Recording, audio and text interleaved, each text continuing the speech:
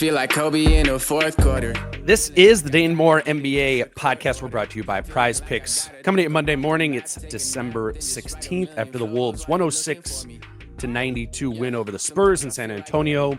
On Sunday night, the Wolves have now won 6 of their last 7 games, and all 6 of those wins, that's basically been the score, like just above 100 to 92.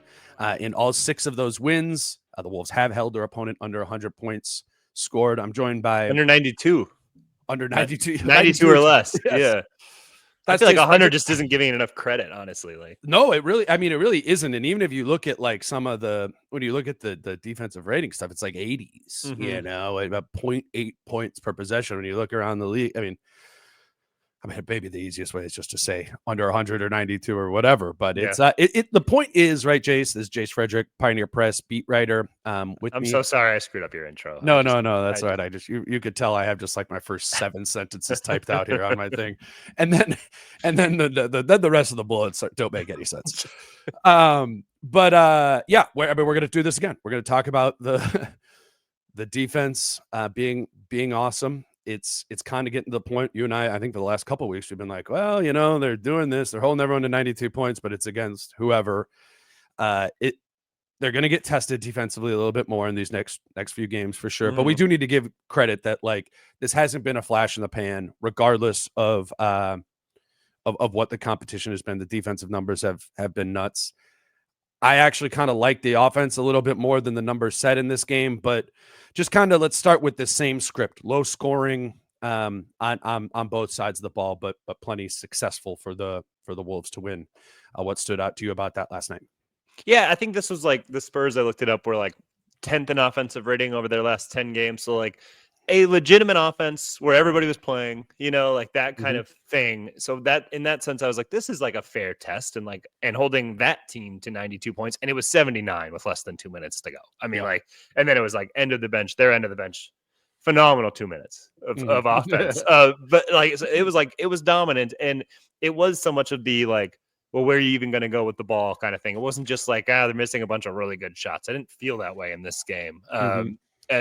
There were like times where, you know, it was like prototypical Wolves defensive, like somebody by the time they even get to the paint, like Rudy never minds them, and then like they dribble out, and then they're like, where do I go with the ball? And everybody's pretty well stuck to their guy, and it's like, I don't even know where to pass it here.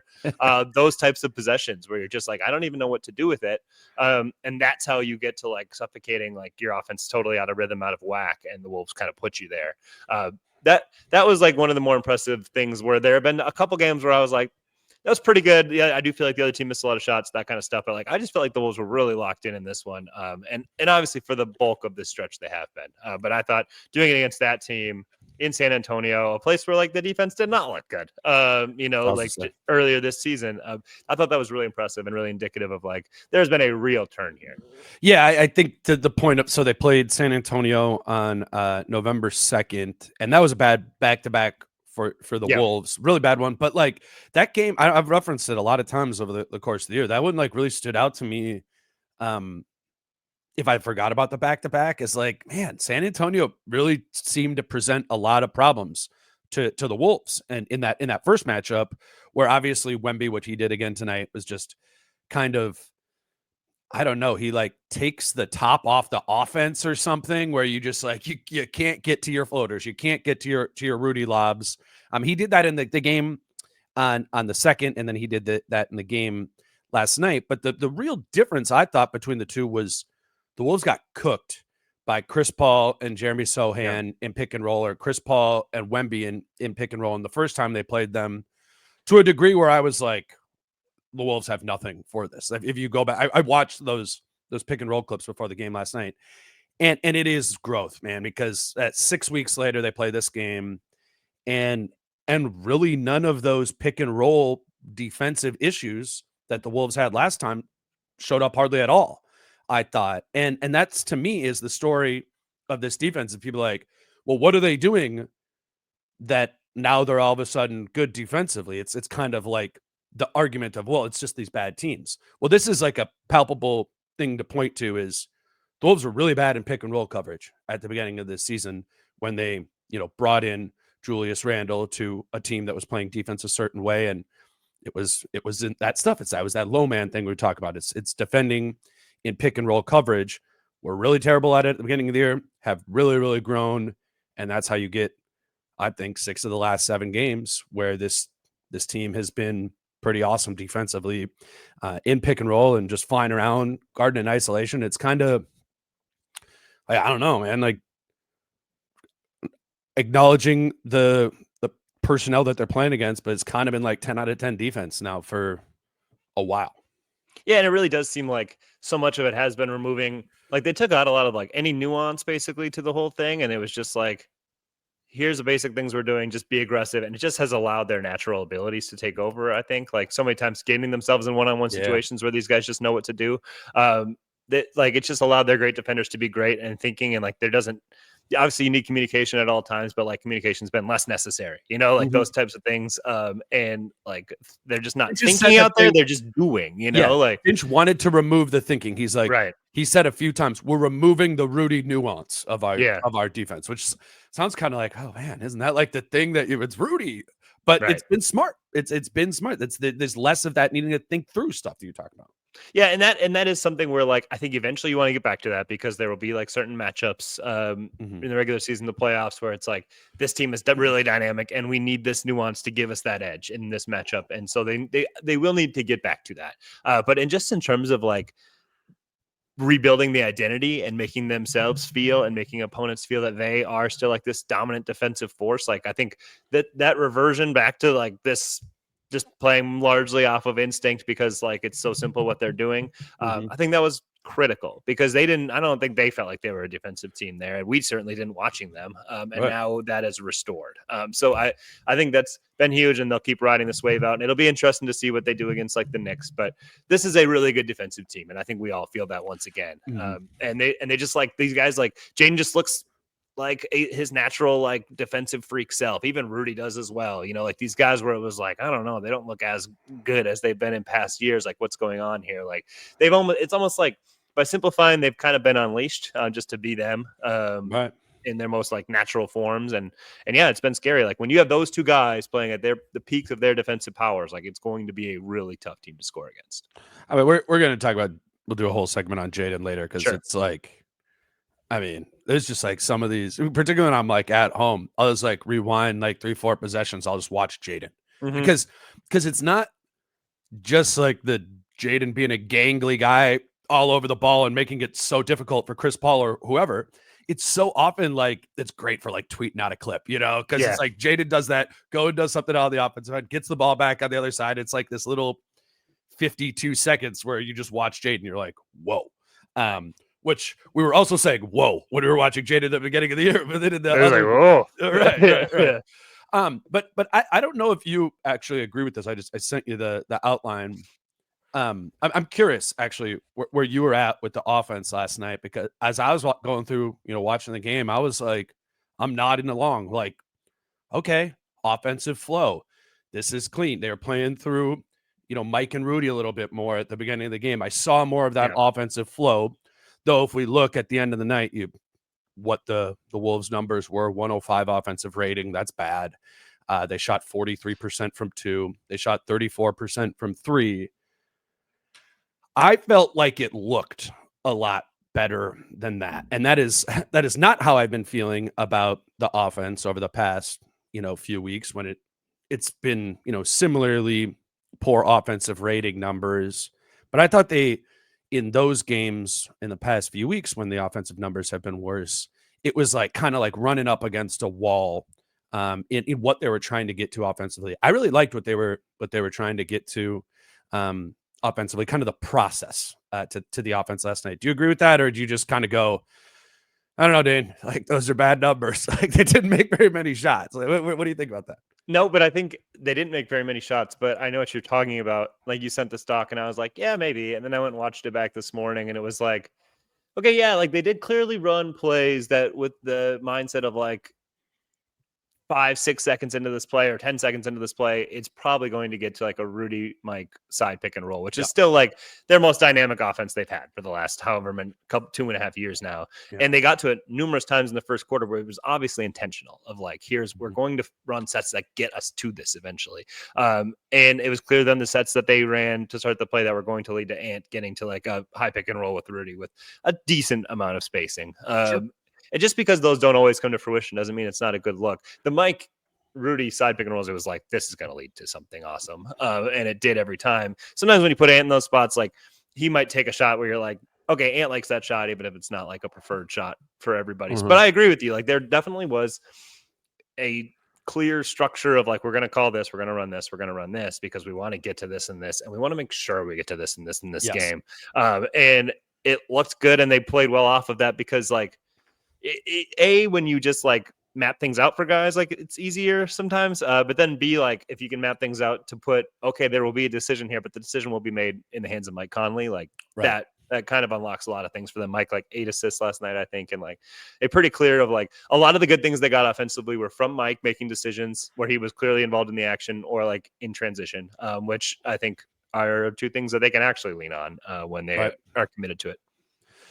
Yeah, to the Ant part of it, I would assume, I don't know, I maybe should have looked this up, like 5-6 mid-range shots, right, in that game. Yeah, I felt like that just watching it back this morning. That seems like a decent number. And you get it, like it was against drop, right? Drop coverage. Like, exactly. It's drop and it's Wemby and drop. So like, and I know the times when he goes in and gets rejected, people are like, what are you doing? And I understand that. Yeah. Like you can talk about drive and kick and stuff, but it often is defending with 2 in the drop situation. So like that mid-range shot is kind of the shot against drop, you know, like, and they were clean. It was clean. It was like 1-2 dribble, like 15 not too much footer. prodding. Yeah. Like Ant should be able to hit that at a high clip. And he did it. And he was 10 for 21. It wasn't like, whoa, terrible shooting or anything like that. And obviously, he got some of his stuff late, but, and like, Ant didn't really turn the ball over. It was like, those are all shots that you can easily live with. And there will be some nights where he will go 16 for 21, in those types of looks. So yeah, I didn't really have any problem with hardly any of it. I thought they played a pretty clean game. I think like 26 assists, pretty low turnover game for them. Like, I think what sinks the perception of the offense in that game was 2 things that definitely or probably won't like carry over into another game. One being Wemby, right? That was a huge factor in why they shot 43% from 43% from 2 is like bad. And I get anybody rolling their eyes being like, Dane, you thought the offense was good? They shot 28 of 65 from 2-point range. Well, there's a Wemby tax there. Those block shots, like, I don't even be like, why are you even going at them? Like, when you watch them again, it's like every player would be like, I beat the guy here. By a lot. Like there was one where Mike, like he went to the other side of the rim and it's like, yeah, I got this big on my back and I go to the other side of the rim. And like Wemby just reaches around like the rim and just like swats it away. And it's probably like Ant had one where he like did his like slow, like kind of step through, like after he got around Wemby, slow step through to the side, definitely thinks he beat him. And Wemby blocks it and Ant like looks at him like, what hell, like, because it's the same process you do all the time and it always works. And it's hard to, I think, switch off your brain of like, I can't do these things that I do successfully 90% of the time because this guy's out there, like accounting for like 8 extra inches. Like, it's that weird. This guy's going to win if he stays healthy, 8-10 defensive player of the year awards. Like he just is, like, and that just is what it is. Like, so I agree with you that like when he's out there and he's healthy, like he was in this game, like, it's going to be hard to play really good offense. And like, so I agree with you that I thought the process was decent. And there were a number of possessions where I'm like, that actually would have been a decent play if Victor Wembanyama was not on the court. And then there were the second thing was Rudy just missing layups, which I mean, we make fun of him a lot, but like, like people do just like, oh, not so skilled offensively or whatever. Like, and sometimes it's not even, sometimes it's a little like too harsh, but like if you clipped last night's, that would be you could make up a pretty bad mix that could go on socials where it's like, I man. And then what you could say is like, okay, he was rushing it around the basket. Sometimes he wasn't even on the court. Wemby wasn't on the court. Yeah, it was like, again, that's not like Rudy's skill set is not a clean like catch, make a move and finish offensive player like at all, obviously. But there was there was something like outlandish about Mm-hmm. any sort of touch that he had around the basket, which again contributes to that 43%. I'm trying to find, I'm looking at this 105 offensive rating number, and I'm like, that is not what it felt like to me watching the game. And I think we can explain it away by the Wemby and Rudy stuff, the Rudy stuff to some degree. And then they just didn't shoot as well from three as they have been, 12 for 35 or whatever on the night. You hit a couple more of those while playing, and you probably will hit those at a higher clip when playing in the flow offense. But it was just kind of one of those nights. I mean, I don't know if this is going to happen, but if they kind of 4 or 5 more games in December, if we kind of by the end of December go, oh, the offense has caught a rhythm, I think I'm going to point back to this game as the place that I started seeing a turn, even if the numbers don't suggest it. Yeah, I agree. It looked like there was a plan, and I am in the boat that with this team, with its skill set, there does need to be a plan, like a pretty clear plan of where you're going, what things you're definitely trying to get to, and being intentional about coming up with the plan to get to the things you're trying to get to. Not just hey, we want to get to this and this and this. There definitely needs to be the thing of here's how we're going to get to this and this and this. Exactly. And when they do that, they're smart. They know what works for them. They know what's going to work for them in certain matchups. I just think they have to lay out an even clearer roadmap for what is the process of getting to those things versus being let's do A, B, and C. It's okay, here's step 1, here's step 2, here's step 3 of getting to A, and here's how we're going to get to B, and here's how we're going to get to C. Because when they did do that, you're right. I think it looked very functional and very less possessions where you're what was even the goal of that one? Mm-hmm. Well, and I think something as simple as just having some film to point to might help. There's good film from that one that I think they can go back to and be yep, this is what you want to get into. Because I think I would imagine a lot of the time when they were trying to show how we want to play offensively, they were probably showing stuff from a season ago because they just haven't consistently been able to point to this was a good offensive process in this game. I think this gives you an example of this season. And I would say I think that what they were doing in that game was much more of this is very repeatable any game where Finch talked about, I think the first 10 games of the year were great, and that shows who he can be offensively. He said that after the win over whoever they played on Lakers. Yep. The Lakers. Yeah. And I was that was a lot of pretty good isolation basketball against not great defensive teams. Then the team shot the lights out. I really feel that what they did against the Spurs there, and it didn't all work, but that is those are things I think that you can get to against good defensive teams. Yeah. I even where the other team has good matchups. Yeah. Yeah. More than beginning of the season, we're talking about crazy isolation, 3-point shooting, and Randall crazy isolation. That was the good stuff at the beginning of the year. That Kings game from Randall, Ants shooting 12 threes a game, 46%. This again, process. That's the word I would use. This offense had a better process to it. Let me grab our first break here to let you know that today's show is brought to you by Falling Knife Brewing Company. And for the past few years, I've shared in mid-December or whatever about this New Year's early party that Falling Knife throws on New Year's Eve. The idea is that rather than going to a New Year's Eve party from 10 p.m. to 2 a.m., this one is 6 p.m. to 10 p.m. So party starts at 6 p.m. They do the ball drop thing at 8 p.m. and it's over by 10 p.m. I think it's a really good idea. It gives you you don't got to deal with the surge pricing of Ubers and stuff on your way, on your way home. Or maybe it's even if you want to have a big night, you go to this before, then you could go to something afterwards. But I think it's a fun, cool thing that they have going on. In the show notes for this episode, I put the link in to get tickets. It's $90, but it's all you can eat, all you can drink. They have tapas, pizza for the food, and then obviously all the Falling Knife beers as well. So that's New Year's early. You can go into the show notes if you would like to buy tickets for that. And then obviously for the Wolves Knicks game on Thursday, if you're not going to Target Center, that's I would imagine that would be a fun place to be with other Wolves fans for that game. That's Falling Knife Brewing Company in Northeast Minneapolis. Today's show is also brought to you by Your Home Improvement Company. You've heard me telling you about Your Home Improvement Company for a long time. If you are in the market for some sort of home improvement project, Your Home Improvement Company has the whole gamut of options. The main promotions they have right now are windows, which are buy two, get two free triple pane window deal.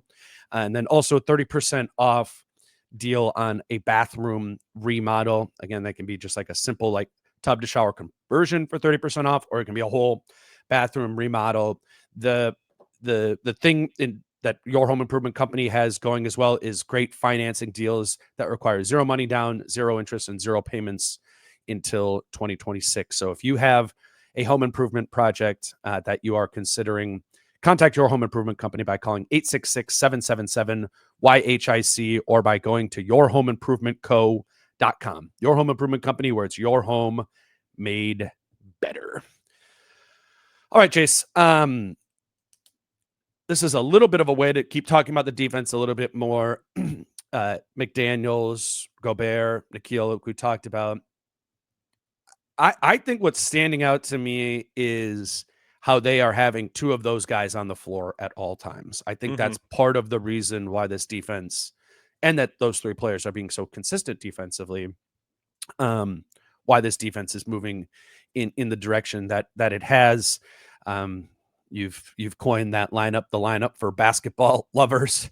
That is Mike Conley, Rudy Gobert, DiVincenzo, Alexander-Walker, and Naz Reid. That group kind of put the game away in the start of the fourth quarter. It's one of those lineups where it has two of the Wolves' stud defenders out there. And what that lineup does, in addition to kind of having that defensive baseline, is they also move the ball offensively and have found a way to be an effective group offensively, in addition to that, just sort of compressing defense in the fourth quarter. The start of the fourth quarter, it was 76-70. Wolves lead when that TL4BL lineup checked into the game. The Wolves went on a 6-0 run right away. The Spurs didn't score a point in the first 4 minutes of the fourth quarter against that group. Not like that group scored a ton themselves, right? But they were really effective and put the game away. Again, I thought by having kind of two of their main defensive weapons out there, when the Wolves do that, they have a kind of special ability to be able to limit them. I know that lineup stood out to you as well. Yeah, that lineup I always really liked because particularly generally because of the ball movement, and that they didn't have it against the Lakers, which was a little odd, and they actually didn't play well there. But definitely they definitely carried out the defensive game plan, and those were even into some Wemby minutes early on in the fourth. We do see a lot more teams. You guys talk about this lineup does well because they're going against bench guys. A lot of teams have their best player on the floor to start the fourth quarter. You'll see the Warriors do that a lot. And Steph will take his break in the middle of the fourth quarter. A lot of teams do that. Yeah. So there's not. It's not like you're going up against a bunch of nobodies, the next five guys on the team. I mean, sometimes you are. Some teams, sure, the Nuggets, play Jokic the whole time, and then it's nobody.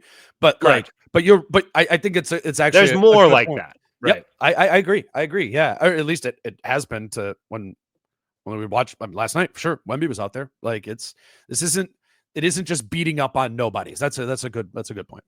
But your take of always having two of those guys on the floor, that's incredibly true. And I think it's been a great adjustment because then even if you are down low, you're a little more worried about it. Now you have two guys who are tremendous ball pressures up top. And if Nikhil's on somebody, the guy maybe initiating, now Jaden is more maybe your best rim protector on the floor, and then also just wreaking havoc off ball. There are different ways to be great defensively. It doesn't always just have to be hey, we've got this guy stationed in the paint, or I feel like they're tapping into more of the ways they can be great defensively of late. And I think the Jaden Nikhil thing is something that should continue to be experimented with as much as possible, because as we've seen, Jaden in the way he can be all over the floor, and Nikhil is probably at his best when he's just hawking the ball, that.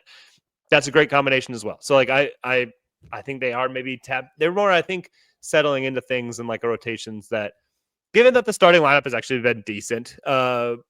for this past month plus. Like, I think maybe they're finding things that they're more comfortable with, that they feel like they can kind of lean on a little bit more as constant rotations and constant combinations they want to get to. Yeah, I remember at the beginning of the season when the Julius Randle and Naz Reid minute, Rudy's off the floor, right? And that's the front court. And I don't know if it was the Lakers game or the Kings. It was one of the first games of the season. And I was like, man, I feel like you got to have Jaden out here with that lineup. Like if Rudy's not going to be out there, because what they were just doing, it would be like Reed and Randall, and then Nikhil would be their only like really good defender out there with them.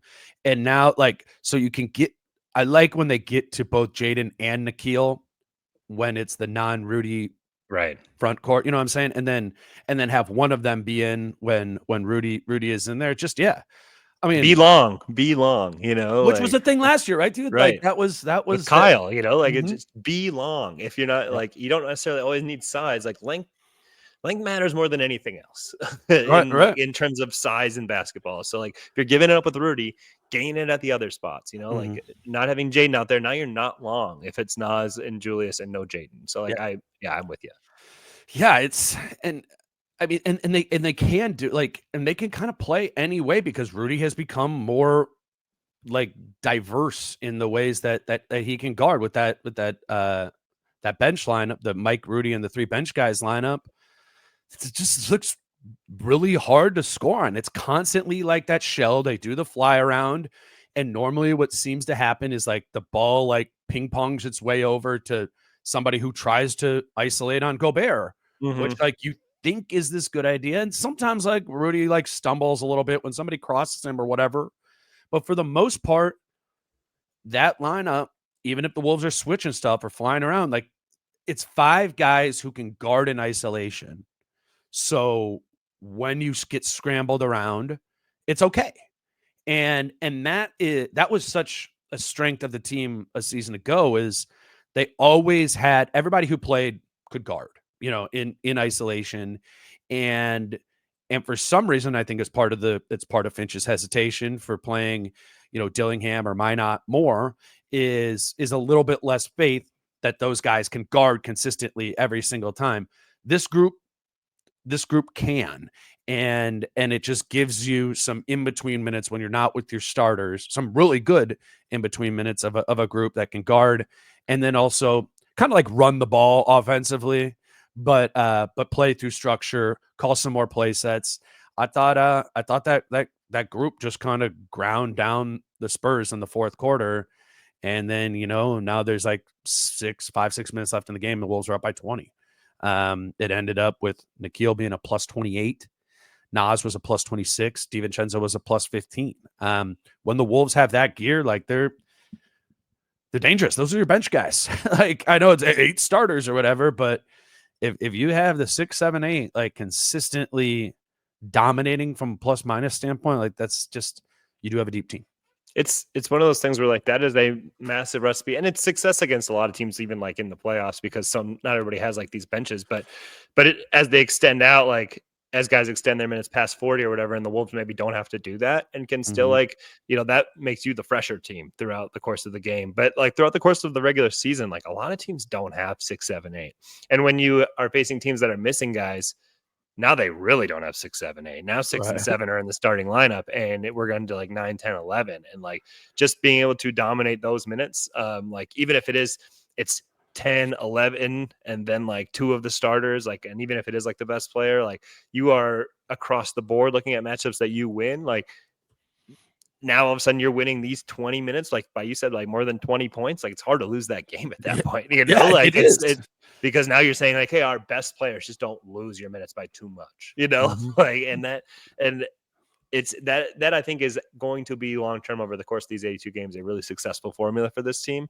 Obviously they want to take it to different heights and like find ways in which no matter the matchup, you're outplaying the other team. But like there are just night after night, like the Spurs are a team where their starters have been excellent all year, like as a starting unit. But guess what? They're very average. And it's because like they have not tapped into anything sustainable outside of like that starting 5. And the Wolves just exploited that last night because their other guys, 6, 7, 8, whatever, like even if DiVincenzo and Naz don't make shots every time down the floor, like they are still consistent in the way in which they play basketball. And that wins out. Yeah, I mean, there's the Spurs are another one of those teams like the Nuggets, where it's like if you can get to the non-Jokic minutes, or you can get to the, even if Jokic is out there, you can get to the lineups where they got 3-4 bench guys out there, like dominate, and the Wolves have the personnel to do that, at least defensively, and it's seeming like that group is coming around offensively too. But let's talk about Jaden in particular. Yeah. It's when we get just watching it, it's menacing defensively what he's doing. He's totally back to that guy where you're like, this does not look like it'll be fun to play basketball against you.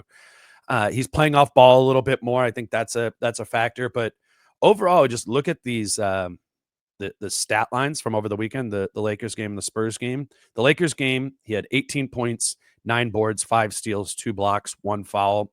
And then last night against the Spurs, he had 12 points, 11 boards, 4 steals, and 1 foul. So what is that? That's 20 boards and 9 steals over the last 2 games. I looked it up. In the first 8 games of the season, he had 19 total rebounds and he had 4 total steals.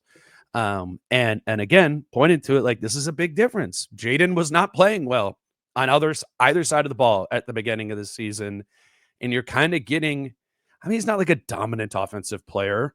There's shortcomings there; those will come back at some point. But you are getting a dominant defensive player who's also contributing offensively and filling up the stat sheet, frankly, in a way that we've seen very rarely from him. I mean, this was his first double-double of his career last night. This is it does seem like something that could like kind of unlock another level if you're able to get this consistently from Jaden. And I know you and I kind of think that's tied to the lineups you play him in and who he's being asked to guard. Yeah, I mean, it's hard to not look at, like you said, like, the lineup, the matchup has changed a little bit. Like, it's changed a lot of it in these last couple of games, and that there's not. I know, like, the Lakers and Spurs just don't have somebody like that, especially, like, I'm not necessarily like he should be the LeBron guard anyway. But even if LeBron's out there, but him being able to play off ball has just like the fact that he is rebounding out of that is incredible. It's 2 games in a row, and I don't, like. We've knocked him for his rebounding his entire career. And we've always said, like, I know he's guarding the other team's best player, blah, blah, blah. I do think there probably is something to, like, yes, even the times when you are in position for it, when that guy didn't take the shot or whatever, like, you're probably tired. Or like your mind is so focused on singularly on this one thing that you're not doing it. And also, like, you're seeing in these games when he is not sitting there having to, like, harass a Jason Tatum, Luka Doncic, whatever, he has been more intentional about getting out in transition and creating opportunities for himself and others in that respect. So I think like he's addressing multiple deficiencies that this team has when he's able to not have to be tasked with like the most important job defensively on the court and having to wear himself down and that, and maybe get in foul trouble doing that. Like all these types of things, like the way he has played, I think kind of opens up a thing where you start thinking about things a little bit differently. I think so, man. He's also like there, like if you are going to, maybe you feel differently about this, but if the other team is going to have like a great guard, scorer, or wing, especially if you're going to have Rudy play up on it anyway, if you're going to have him play like a high wall anyway, well, then I'm most worried about like your low man. And Jaden looks like maybe your best one. And I think we all understand not maybe, like 100%. Yeah, like not even close. Yeah, that's fair. Right. Outside of Rudy, like it would be Jaden.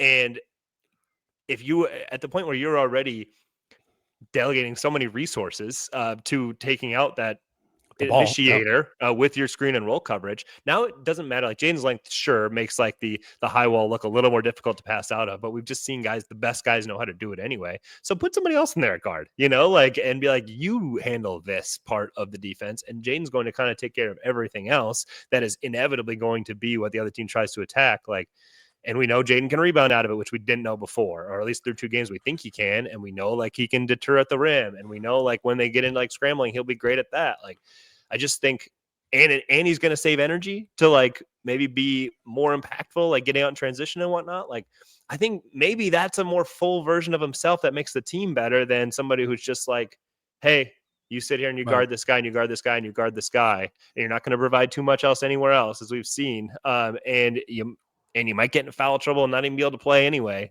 Like it's hard they'll have to pick and choose, and maybe they'll want to experiment with it. But I think it's something that you have to explore more. Yeah, well, I think the question is, okay, if you go into a matchup, who else do you put at the point of attack then? You know, and like the obvious answer, everyone would be like, Ant. Okay, Yeah. like Ant can guard the ball. Yes.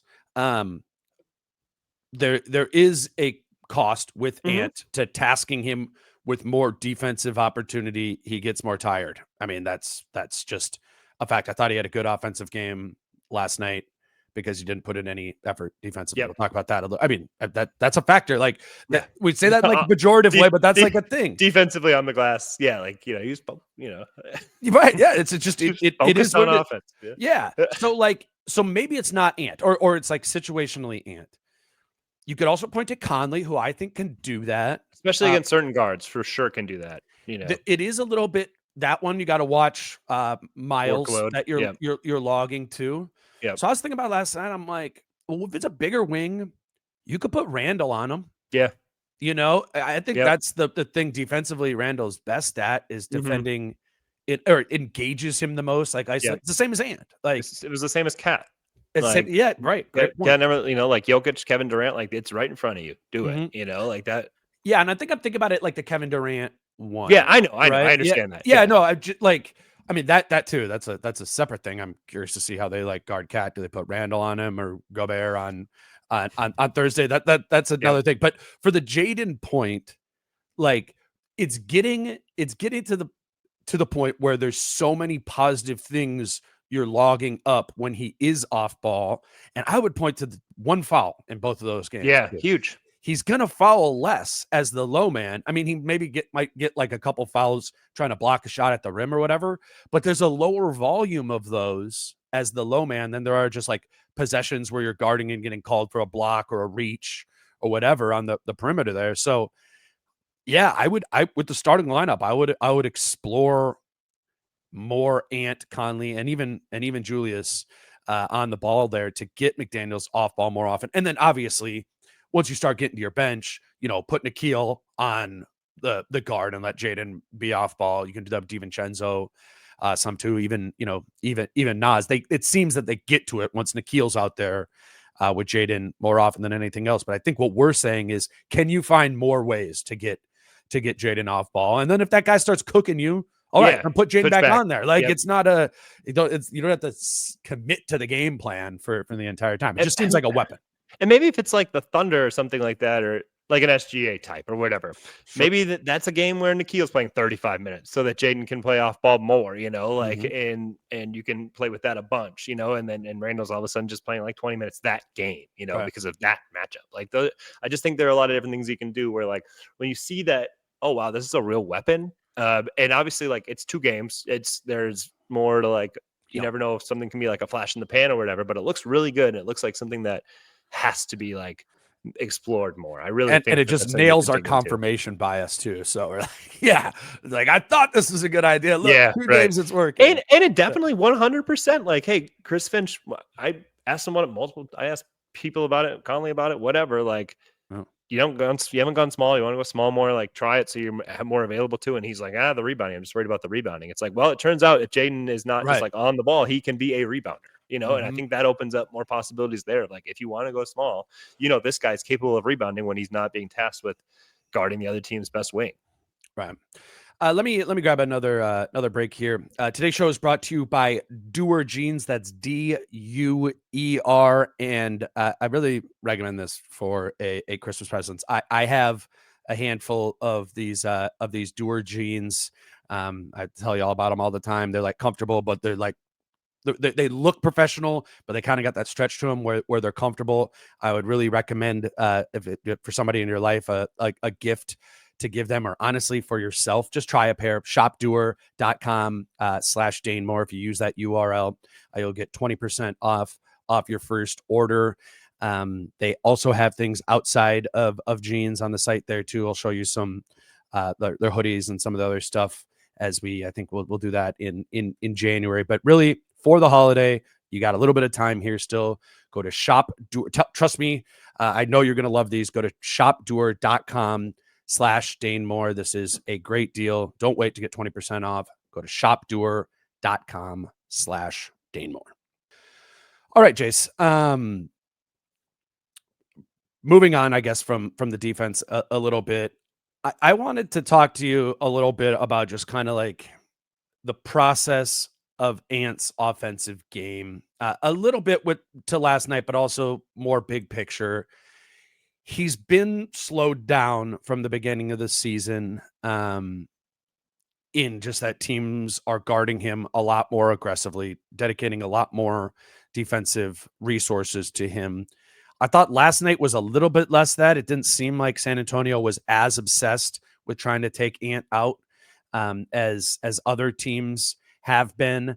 I like part of my reason for saying I liked the offense was I liked Ant last night. Was I liked how Ant functioned within that offense, within that process of the offense last night. It's not like a crazy stat line. He had 26, 5 and 2. He was 7 of 14 from 2, 3 of 7 from 3. I mean, it's good. But I don't think you would point to like that was one of Ant's best games if you just kind of looked at the box score or even watched it. But it felt better to me than a lot of his. I mean, that first Warriors game, he was really good. But for the most part, in this good stretch of play for the Wolves, there hasn't been a ton of like, oh, Ant just took over and did it all offensively. It seems like they're kind of searching for their best way to get good Ant offense and are trying to figure out like what fuels that. Yeah, and I think like the ways that get Ant going are like the easy touches, it seems like to me, like the open shots and like just the attack and closeouts and stuff. And that's why I think the more things they can do that just tap into a little bit of Conley Gobert, which then leads to like Conley getting into the paint and kicking out, and then it cycles over, and now Ant's attacking a closeout and probably like walking to the rim or getting a wide open three, like, and those get the shots, and now Ant's feeling confident, and like, and maybe like those other shots he's going to take are more likely to go in. That type of stuff. Like I think the more times that they can run actions where Ant is a little bit of a spacer, just so that the defense has to view the entire situation differently and not just know exactly what Minnesota's going to go to when they come down the floor, and not have Ant just like walk up and be like, where's the ball? I'll take it. Like, let's see what's going on here. That just makes Minnesota more dangerous, because now like you can't just have here's our defensive game plan and we know how Minnesota's going to start the play. So like, here's what we can go to every single time on the floor. And here's how we can stand, and you're going to be positioned here, and we're going to do this every time. And if they do A, B, or C, like here's what you do. They just makes them a little bit less predictable, even through play calling, because like, at least if they mix up the play calling a little bit, I just think that that's going to make the defense like, okay, now we have to do this. Now, if they go to like a Conley Gobert thing, okay, how do we handle this? Because we can't really just defend that with two very well. I just think when Ant doesn't have to be like as much of the focal point every single time down the court for the Wolves offense, then he can't be for the opposing defense as well. And I think that frees a lot of stuff up. Yeah, it's the things I go, well, like what fueled Ant's game. I wrote down like the offensive flow and him being a smooth fit into it. Yep. Receiving less defensive attention. And that's because of Wemby. Like, I don't feel like they think they have to. Exactly. You know, with anybody. Yeah. But so what I'm curious to see is like if this, you know, in these next handful of games, if some of this offensive flow sustains, does it feel like Ant is receiving less defensive attention as a product of the offensive flow? It did last night, but to your point, maybe it was just like Wemby. We don't need to load up against it. I do think in theory, over a period of time, if you're playing that style of offense, it will lead to less Ant attention, like in the aggregate, because it will be, like you said, the Mike Rudy 2-man game. Okay, now kick to Ant and he's attacking the closeout, second side, whatever. I do think a factor of the better, more efficient shots when Ant is seeking out better offense himself, it's when he has more energy. To do so. And I think a lot of people are like, oh, you know, Ant's settling for his jumper a lot. He's not getting into the rim a lot. There's spacing issues with some of that. I do think part of it is like when I see him putting forth more effort defensively. Yeah, which he was definitely doing to try to, I think himself, try to really set a tone of like, we got to play better defense. I got to lead the charge on that. Like, I give him credit for that, of like, this has to be better. I'm going to put myself into it. Yeah, that's going to make it harder for you to be like an elite offensive player. And then like he did that as like an example. Now here's Jaden coming back in and Rudy and Nikhil, and Ant's kind of like, okay, I'm not going to play as much defense, which again sounds like a bad thing, but that's just true in basketball, that there is like, can be a positive trade-off from that. You'd love if you just could go full pedal to the metal defensively and offensively, but much like Luka Doncic or Devin Booker or whatever, like choose your kind of heavy usage offensive two guard or wing. They're not going to be able to, they don't give you as much like defensively, and Ant needs to situationally play defense, but I think you're going to get better offense from him when he can be your fourth or fifth most important or fourth or fifth most utilized defensive player out there. And in ways he kind of took the night off defensively, but it also helped, I thought, if that makes sense. Yeah. I also think like the more they can get to it, I think like for him minute wise, it might be better just to keep him in like the 34, 35 range as much as possible. I do think when he gets up towards like 38, 40, that's where you see like the end of game stuff where it's like, not great. Settled for a lot of things, forced the issue, bad decisions here and there. Like, I mean, at some point he'll have to work up to that because they will demand that like later in the season. But I think like right now, like, especially with the pieces you have, you can probably get, and if you want to get Rob Dillingham minutes and maybe Josh Minot a few minutes here and there, like it's a pretty easy one, I think, to cut down to like a 35, still maybe even like leading the team at that number. But like, okay, now you're more freed up to like play defense when we really have to, pay a little bit of attention to the boards, but just, and also still be fresh enough on offense to kind of be the player that he can be and that he should be on that end of the court. Like, I just don't see a point in like, they were really pushing it till it's like 40 minutes a game, 38 minutes when they were struggling, searching, whatever, trying to win these close games. I feel like you're probably getting the best version of Ant, and maybe better versions of other guys too, if he's playing in the 34 range. Yeah. So, I mean, let's kind of, wrap that over into like the rotation was a little bit different last night. Rob Dillingham played a little in the first half, at least. Rob Dillingham played more.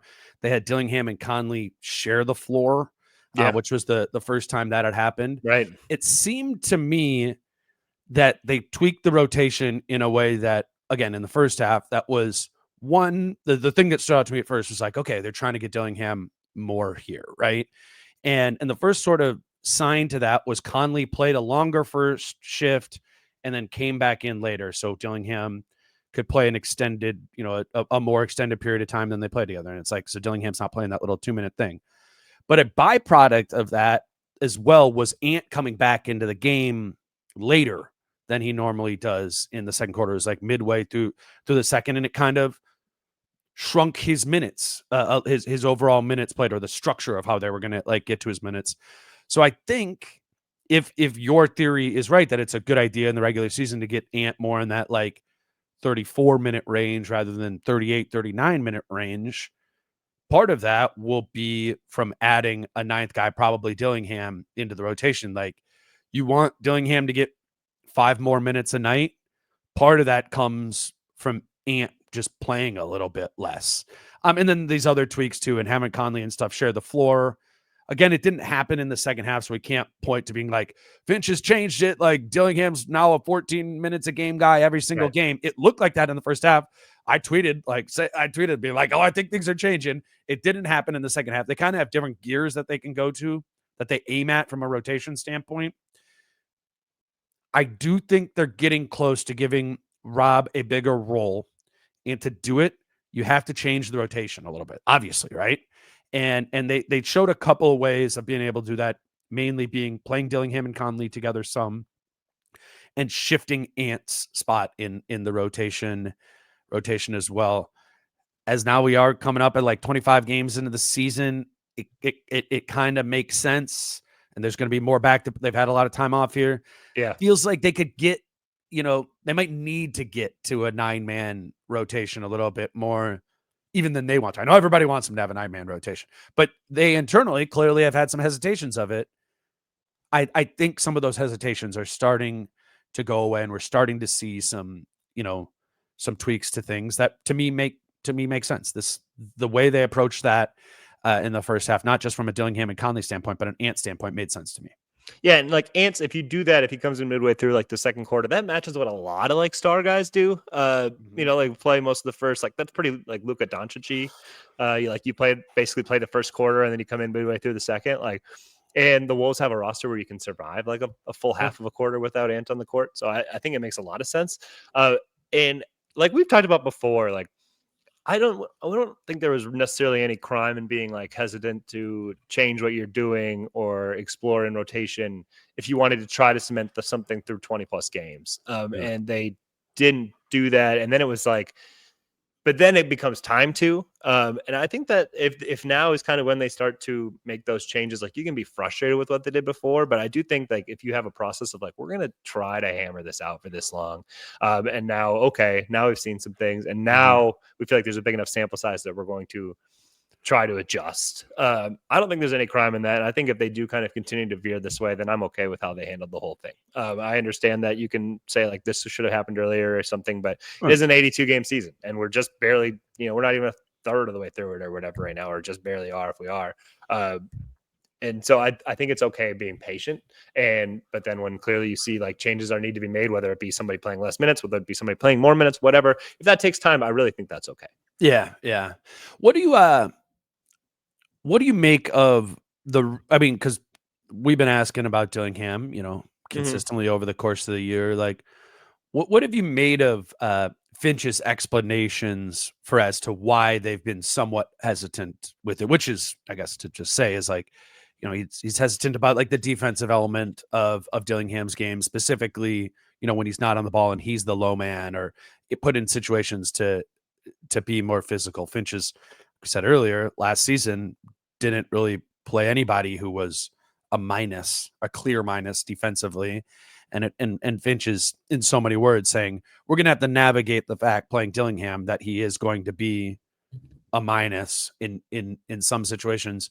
What do you kind of make of the opportunity cost of that whole sort of proposition? Yeah, so I understand what he's coming from, and he specifically pulled that out in like the last week or so. Like as Rob was coming back and we asked about it, and he's like, yeah, it's decent on the ball defensively, though. Like he's got to figure out a way to be impactful as the low man spot. I understand where he was coming from, particularly in that I think that was the area that they were trying to shore up the most defensively, and probably harping on a lot of guys about like, you need to be better here, you need to be better here, you need to be better here. And if in games in the past, I don't remember that many instances where that would have been the case, but maybe there were times where he just wasn't even coming over. But probably in practice, they probably see it too, like just not impactful. And if somebody's not impactful, you can't be like, okay, no, you're going to get more minutes, even though you're not doing even though you're just not adept at the one thing that we are emphasizing probably quite a bit in practice right now, and probably saying like, we need to be better at this or we won't be a good enough defensive team. So I understand like being like, that's got to get better because we're making everybody else do that. And we're harping that right now. And so we can't have, as we shore that up, we can't put somebody else out there that's going to maybe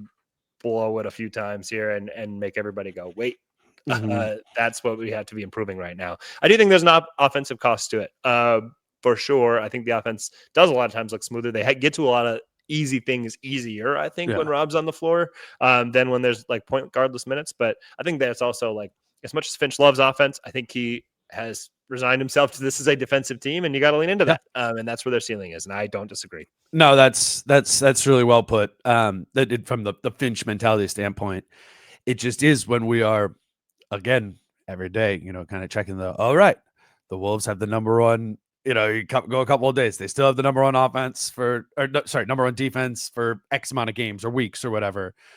And then when you pull that up, like you do look at the other side of it and you go, all right, this is a bottom 10 offense, 11 straight games where they haven't reached 110 in regulation. Yes. So that for me, that's where once I got that feeling that the offense just has a limited ceiling to it, that's when I started shifting my personal like Dillingham opinion on it, because I do see juice in the way that he plays. And honestly, it's kind of similar to like Nas and Randall, where you're like, okay, yeah, maybe we're giving up some other stuff, but you're just playing a style of offense that over the course of 25 possessions or whatever is going to lead you to play more, to score more points. Like Dillingham, I see that. I see that from Nas. I see that from Randall. And it's what has me kind of itching to see the role a little bit more consistent, and maybe to even like weigh what the negative defensive impact is. I sense Finch has some, not to the degree that I do. I think Finch has some of that, but isn't just going to be like, we're doing this every game. Like Rob is in the rotation. He plays 7 minutes in the first half. He plays 7 minutes in the second half, and he's now a 15-minute a game player.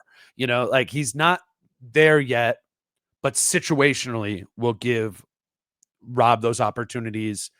I don't think it's to give Rob opportunity. I think it's because he thinks the team needs it. Right. I don't think he's It's like, something- Rob's earned this. I think it's like, yeah, no, we probably do need some more here. You know, like, Yeah, and he's not a rookie player minute gifter either. Correct. You know, like he's not going to give we Rob can't- Dillingham minutes in the we name can't of think like of development. we can't think of too many opportunities where it's like, wow, this got this great rookie, you know, that he's had to work with here That's true. in recent years. But yeah, you're right. I guess Jaden's rookie year would have been the one time that would have been the one other He clear was slow on example of that like too. he was slow on him that. playing. Right. Yeah. You know, obviously he was going to play him, but he was slow on playing Jaden when Jaden had Yeah. established a role when Finch got here. Mhm. But there really haven't been too many other times where you're That's like that, but he certainly hasn't forced rookies into the rotation and the Mhm. first guys or whatever. I mostly like to the point where I enjoy Rob's minutes because I like watching Nasri pick and roll, pick and pop basketball, and there just Yeah. aren't that many opportunities for it. And it's a really easy thing for them to get to when Rob's in the game. So that's the main thing where I'm like, yeah, you know, you could tap into that for some pretty easy offense whenever you're looking for it. Yeah, nope. I like that too. Yeah, because it does. I think you're right in pointing out if the offense gets better, or I would go off of that to say like if the offense gets better, I think Nasri is a big part, like levels up offensively from what he's been doing, and it would make sense, much like with Jordan McLaughlin, that you know you get better Nas offense through a faster pace, more pick and roll centric, quicker ball movement, which from what we've seen of Dillingham, you know, it's a fair assumption to think it would look more like that. So it's not a far cry to think like, yeah, if Dillingham played 14 minutes a night and 10 of those were with Nas, you're certainly getting more of Nas, and I would assume probably better Nas as well. Ready to do some prize picks? Let's do it. On every Monday, Jace and I do prize picks for the Monday Night Football slate of games, and this one's kind of worked out two. well. It's a Vikings game. Yeah, it's two. Two games. I went against the Vikings game. I didn't pick the Vikings game because I knew you would. I kind of give me yours first. I was gonna. Well, actually, okay. Let's talk about the Vikings one because I was looking at. So we got Jefferson 81.5 receiving yards, Hawkinson 44.5 receiving yards, Addison 55.5 receiving yards. Yep. If there's one of those three that you would say would be go more than, what was your thought on that? I don't know too much about like the Bears defense, what they take away, but probably just Jordan Addison given the recent run of play. And like I think the Bears have like a lockdown corner. Is Jalen Johnson still good? Yeah, I think so. Okay, yeah. Jordan Addison would be my pick. Okay, then I'll throw that in there as my one. My other one I had. Oh, I'm picking yours. Nice. No. Well, I wanted to. That was the one I was going to have. I was okay. The Jefferson 81.5. I thought you were going to be like, if you're going to take Addison for 55.5, just take Jefferson for 81.5. But I was between Addison and Hawkinson. Just like eye test to me of what I thought looked good. And then my other one was Keenan Allen, 4.5 receptions is what it was at. But no, the board. Yeah, because they could tell I was poking around. They knew the Sharks were on it. Yeah. Well, I'll do 5.5. And it's sharp bet there. Juiced a little bit. So those are my two. I'll say Addison more than 55.5 receiving yards. Keenan Allen more than 5.5 receptions, which is a demon. So you get extra juice there. What do you got from the other game? Okay, it's both Falcons passing. I just think like they've been so bad, but the Raiders are bad, and I think the Raiders have probably kind of given up. So Kirk Cousins over 1.5 passing touchdowns. I don't think he's thrown a passing touchdown in 4 weeks. I just think this is going to be like a get off the schneid game for them. And then Darnell Mooney over 50.5 receiving yards, because whenever the Falcons offense rolls, Darnell Mooney rolls. That's true. Let's see if I can find the Mooney one here there as well. Okay. So if all four of those, normally when you do 4, it would be 10-1, but because we got a little extra on that Keenan Allen 5.5 receptions, it would be 11.5-1 if you were to play that lineup that Jace and I have there.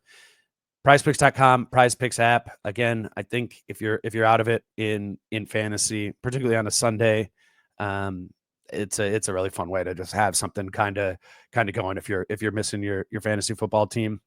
These are all our picks for tonight. If you use promo code Dane when you sign up, your account will be credited with $50 when you make your first $5 lineup.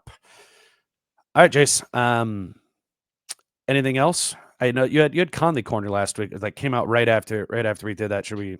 That one was on coaching, right? Yeah, it was just on coaching, and it was about kind of managing his experience with how coaches and the importance of like managing relationships, dealing with egos, like how do you determine who plays, who's not, like playing off status, and then like just the stuff of like there are things you probably want to get to that you can't because you don't have the personnel for it. I get guys to like getting a bunch of young players to like carry out your scheme. Sure. It's all this kind of stuff and like maintaining control of your team, even when you're not close to being the highest paid person in the room, all that kind of stuff, how he's seen guys manage it and have success with it and what it takes. So yeah, just because there's all constantly talk about why don't they do this? Why don't they do that? They do that. Well, Finch should just tell them to do this. And I know Mike Conley is very much in the corner of like, it's not that easy. Right. I do the same thing from my position and guys don't do it, so like just talking to him a little bit about that kind of stuff was interesting. But yeah, so that was in Sunday's paper. You can find it on twincities.com right now. And then I'm just looking forward to Thursday, man. It should be, it's fun for so many reasons. Like I know you'll dig into it a lot more this week, but like the cat return will be the head billing. But like, I am very curious to see like New York's got so many offensive weapons. Like how does this team do against that? How do they guard Cat? Like who do they put on Cat? Like I feel like they'll probably go with like a Randall. I don't think you can go with a Rudy. I really don't. I don't really recall that many times where he's had that much success in his career against Cat. You could even try Jaden. That would be interesting. That would be. Oh, I like that one. Yeah. So I've been like, because I knew I'd like with Chris tomorrow or Britt on Wednesday. We'll talk about it more. I've been trying to watch. I just didn't find myself watching a lot of it was weird. I watched like all the Knicks preseason games. It's like, oh, Cat's on a different team. Like, I'm curious.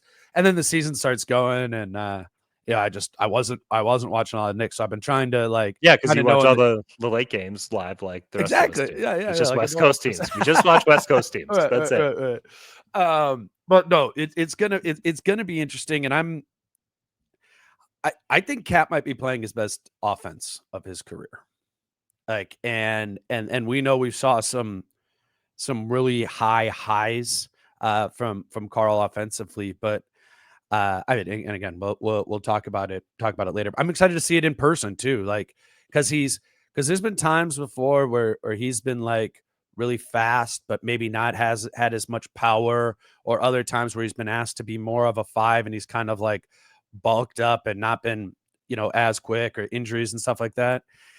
He looks big, forceful, and fast when I watch him play, and then like not as frenetic as a passer. And like, and his rebounding numbers are insane. I mean, insane. Like no, he put him in drop. He can do it. Like it's you're right. It's gonna be. I'm really looking forward to that game. We got again 3 days off until then. So we'll talk. I'm looking this up. What? I'm looking up his rebounding numbers of late. Do it. This is good podcasting right now. That's okay. Bill some time. We're over an hour. Prize Big said. Yeah. Okay. So his last here's where he's at recently: 22, 19, 15, 16, 15, 19 in December. Mm-hmm. He's averaging 17.7 rebounds a game in December. Sick. I mean, he's I used to. Well, I mean, and this is probably understating it. I thought like Carl, when he was with the Wolves, in particular when he was playing center, like was a vacuum for getting the rebounds that he should get. He didn't get a lot of like rangy ones, like long ones would go over him. But if it was like, okay, I'm in drop, turn, go get it, he would always get those. And they're like, I would assume that was just like a heavy emphasis of like, hey, defensively, I don't know if they said this to him. There just are shortcomings to him defensively, but ending the possession is something he was always good at defensively. So that's a good thing the only other thing I'll say is like, I don't ever think like drop will be like a great defense with him. In fairness to him, when they did try drop here, it was not with good defenders. So like, like if you don't have a good wing defender, if you don't have a good wing defender either, then it's tough. Yeah. It'll be a fun one. Chris and I and Britt and I will talk about that more later in the week. that Conley corner thing. If you haven't heard Jace and I discuss it, it's a one-on-one that Jace does with Conley every few weeks or month or whatever. Those are some of my favorite Jace articles that he writes. You can, again, like he said, Sunday's paper or at twincities.com. You can check that out. Coming up next is Chris on Tuesday. He wrote a good piece this week too about the Wolves group message that they have. We'll talk that with him, and I'll put together other things for an outline as well. And I think Britt and I'll be heavily focused on Cat as well. So that's what's coming up. Jace, I appreciate you coming on a Monday morning. Always enjoy it, man. All right. Yep. Coming up next is Chris. Until then, you can follow Jace on Twitter at Jace Frederick. Read him at twincities.com. I'm Dane at DaneMooreNBA. We'll talk to you tomorrow. Till then, peace out.